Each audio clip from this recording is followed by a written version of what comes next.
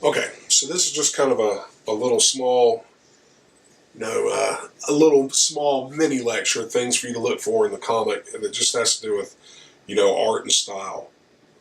And so, if you'll notice that Leonidas and the way that the Spartans are drawn, most of the time they're naked. Half the time they're walking around with their wings flopping around, hanging out.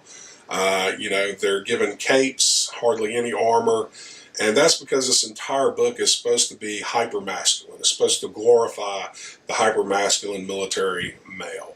Now, this is a choice by Frank Miller because historically, the Spartans wore scale mail armor from head to toe. Which is like, almost like dragon scales, little kind of scaled sheets of metal over each other. And then it would have weighed between 140 and 160 pounds, this suit of armor. Much like our Army Rangers carry about 140, 160 pounds of gear when they go into battle. He is, departed from history. Historically, the Spartans had slaves. Here they're all about liberty and freedom. These are stylistic choices.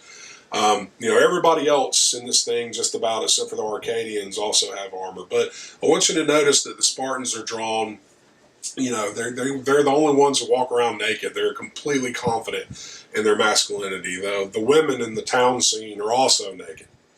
And if you'll notice, Leonidas, especially his facial hair, comes to a point. It's almost like a blade.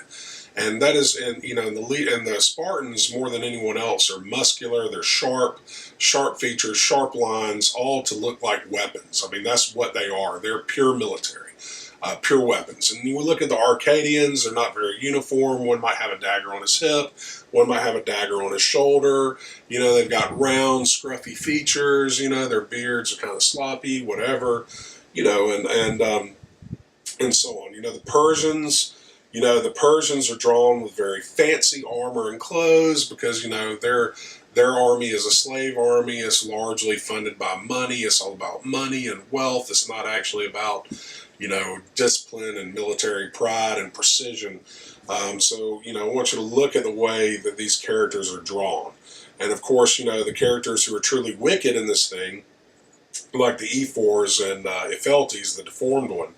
That's a Greek, kind of a Greek tradition of storytelling where the ones who are hypocrites, the ones who are traitors, are often deformed by the gods. The truly despicable look like what they look like on the out, on the inside as well as the out. You can see Xerxes fancies himself a god. The way he's drawn, he's bigger than everybody else. He looms over everybody else. So these are things. These are things to look for just in terms of the art. We already talked about the colors and how the colors function. So the next thing I really want you to focus on are the panels, the panel shapes. You get, little bitty square panels on top of bigger backdrop panels, especially when you get the story within a story, parts of the book. And, so look at panel shapes and also look at the dialogue and the narration. When the Spartans are talking, it's very simple, just a few words. It's in present tense.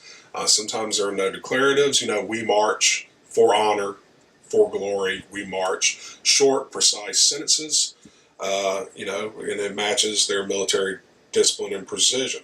The thing is mostly in present tense, even though we're actually getting a story within a story that's, being told 10 years later. The majority of it is in present tense, which is interesting because it puts us in the moment. So those things I want you to look for.